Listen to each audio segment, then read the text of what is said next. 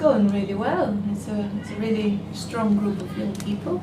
Lots of contribution from the group, many ideas that have come from them, and it feels like a real good partnership.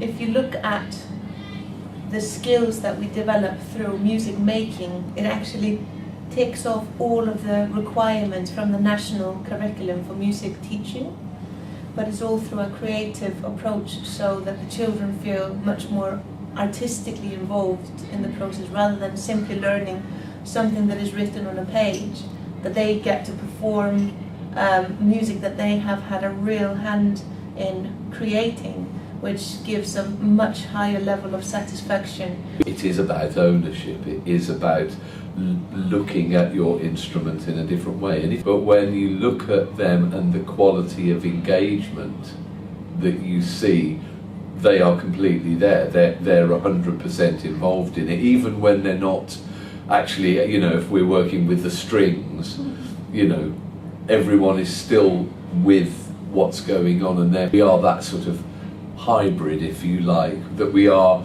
involved in pedagogic teaching in one respect, but at the same time we're also completely involved being artists at all times. So for example, when we started a piece from scratch this morning, it was simply that I responded to and what I was given by the thing, what I was asking for, and therefore I was spontaneously composing alongside the young people.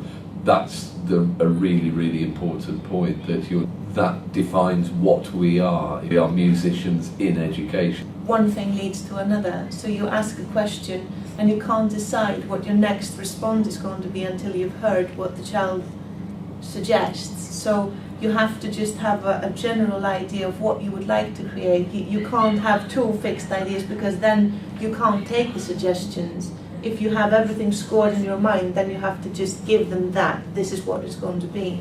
But if you are going to involve other people, you have to throw out a question, see what comes back, and then on the spot you have to make your next decision. So it has to be very spontaneous. The ultimate question is, what does the music need? And I got really interested in this approach to music, and that makes things more interesting for me. Not having a score, most of the material the students come up with.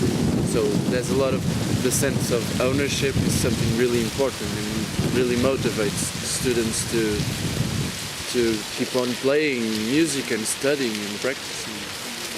Really revealing when you work a lot with children. They can do so much if you just facilitate things for them.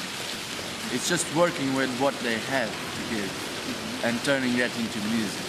And that's the major skill of a leader, I think. You get it as you go. It's just a wonderful experience. You come here and then by the end of the day you've got a massive, wonderful piece that's got loads of people involved, and you can make friends. You can come here and just do what you want to do, basically. Play an instrument you want to play, and then they help you get better, help you progress in what you're doing. And then the music that they make is always makes me sort of feel happy. So, yeah, I do actually. My life plans is either to be a musician or a doctor. Yeah, or I'll do both at the same time somehow. Because I can't stop doing music, because I love music, because I wouldn't ever be able to give